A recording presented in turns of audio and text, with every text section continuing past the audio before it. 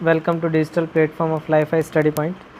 तो देखिएगा, आज जो हमें इम्पोर्टेंट क्वेश्चनों की बात करने वाले हैं जो आपके जेवीएनएल मेंस के लिए काफ़ी इम्पोर्टेंट होंगे।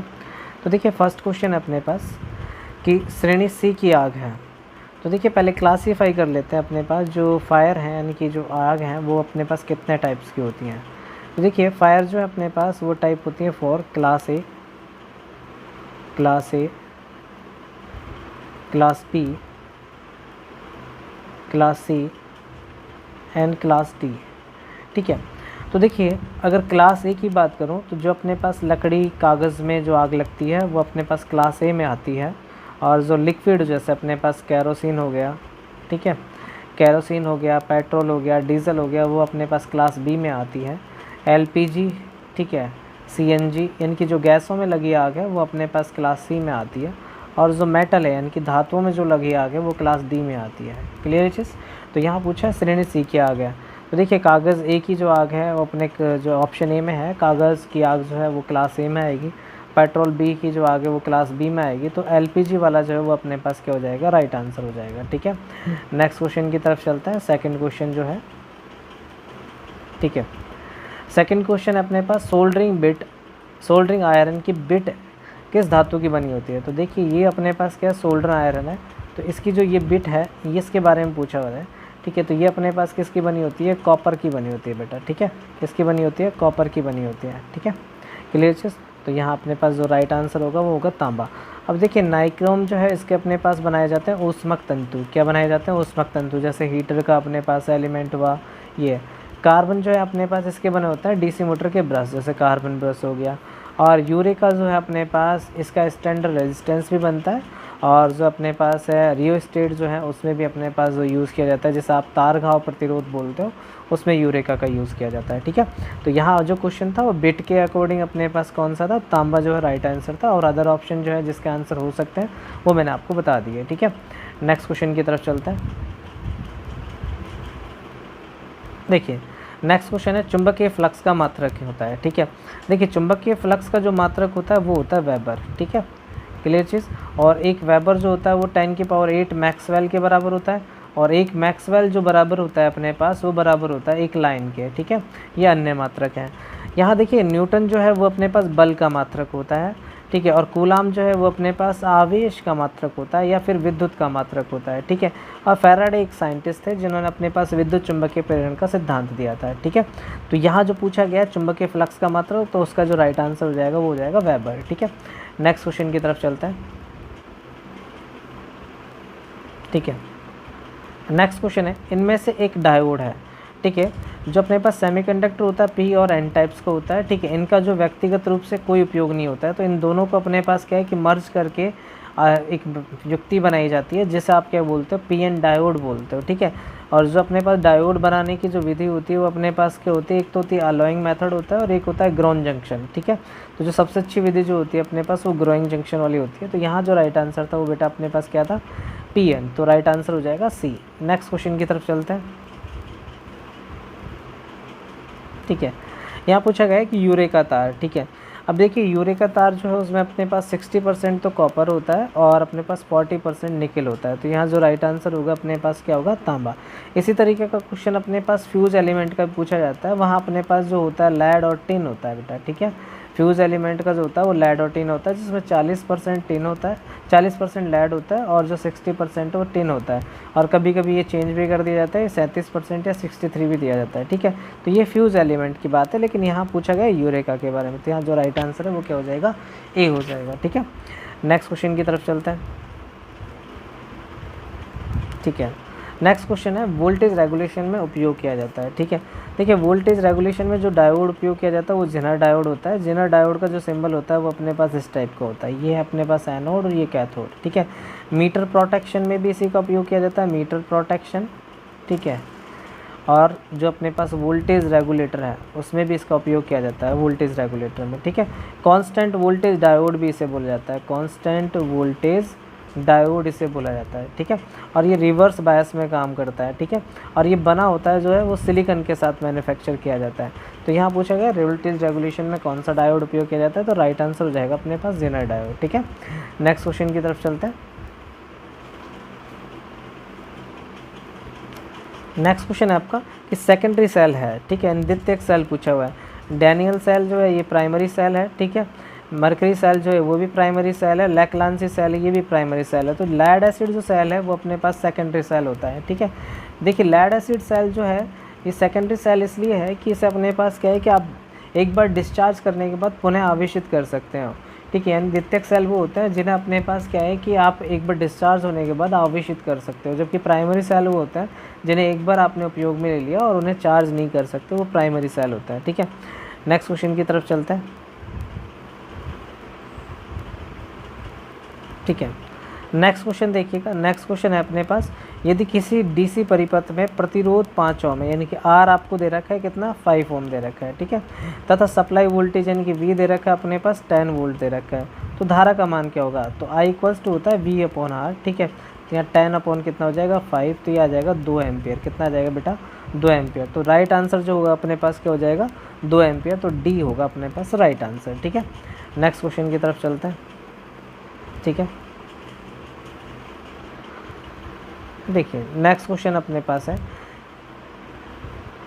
कि ब्रिज दिष्ट कार्य में कितने डायोड का उपयोग किया जाता है। देखिए ब्रिज रेक्टिफायर जो होता है अपने पास उस टाइप का ब्रिज रेक्टिफायर होता है। एक डायोड ये हो गया अपने पास, एक डायोड ये हो गया, ठीक है, एक डायोड अपने पास ये वाला हो गया, एक डायोड अपने पास ये हो गया, ठीक है, क्लियर चीज़। और यहाँ अपने पास कनेक्ट हो जाता है लोड, ठीक है, और यहाँ कनेक्ट हो जाती है सप्लाई, ठीक है, क्लियर चीज़। तो यहाँ आपसे पूछा गया है कि अपने पास कितने डायोड होते हैं, तो टोटल जो ब्रिज रेक्टिफायर है उसमें अपने पास 4 डायोड होते हैं। कितने डायोड होते हैं? 4 डायोड होते हैं। और सेंटर टेप रेक्टिफायर की बात करें तो वहाँ 2 डायोड होते हैं, और हाफ वेव रेक्टिफायर की बात करें HWR, ठीक है, तो वहाँ 1 डायोड का उपयोग किया जाता है, क्लियर। तो यहाँ 4 डायोड आपका राइट आंसर होगा, ठीक है। नेक्स्ट क्वेश्चन की तरफ चलते हैं,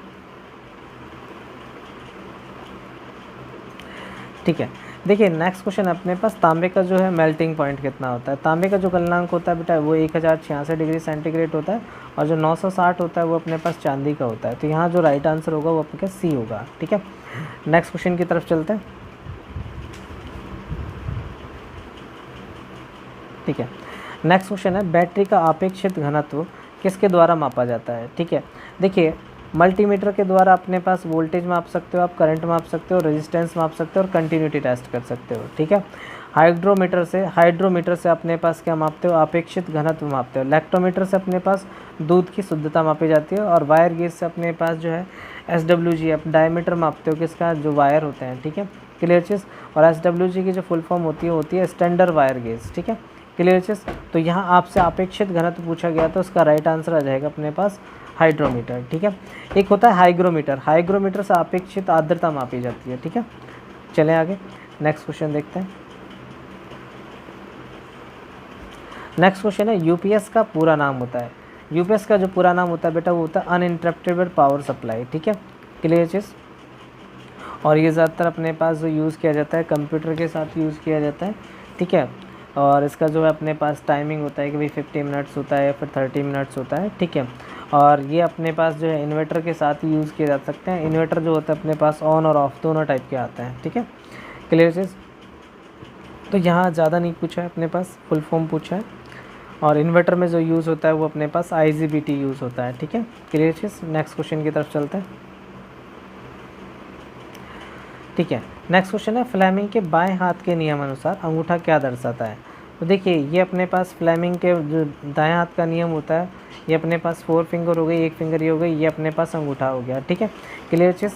तो अब देखिएगा यहाँ कैसे याद रखेंगे इसको कि कौन सा अपने पास क्या मापता है। ये अपने पास मैग्नेटिक फील्ड को मापता है, चुंबकीय क्षेत्र को, ठीक है। और ये जो अपने पास है अपने पास मोशन को दर्शाता है, ठीक है, यानी कि जो गति है उसको बताएगा, ठीक है।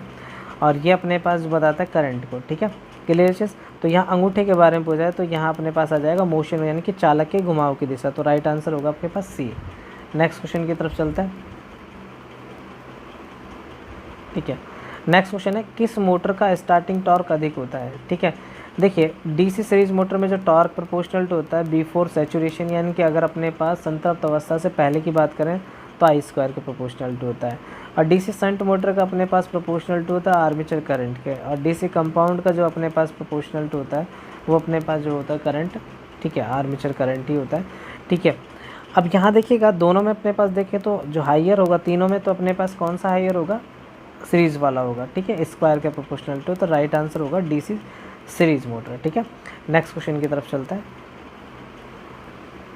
नेक्स्ट क्वेश्चन है डीसी शंट मोटर की फील्ड। तो देखिएगा जो डीसी सीरीज मोटर है ये अपने पास क्या हो गया, आर्मेचर, ठीक है, क्लियर चीज़, और ये हो गई अपने पास फील्ड, और यहाँ अपने पास हो जाएगी सप्लाई, ठीक है।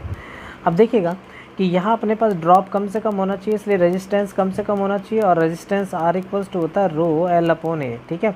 तो एरिया मुझे बढ़ाना पड़ेगा तभी रेजिस्टेंस कम हो सकता है, और लेंथ को घटना पड़ेगा, ठीक है।